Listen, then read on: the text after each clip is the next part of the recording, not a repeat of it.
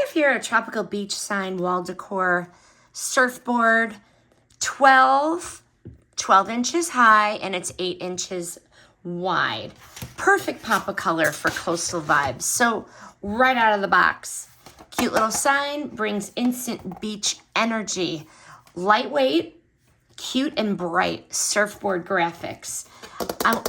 Metal, aluminum maybe. What I like, first, be crazy, be stupid, be silly, be weird, be whatever. Life is too short. Be anything but happy. Love the vibe. Totally nailed the carefree beach coastal aesthetic. Colorful, cheerful, easy to hang. It has pre-drilled holes, which I love. The colors are bold and vibrant. Does not look cheap.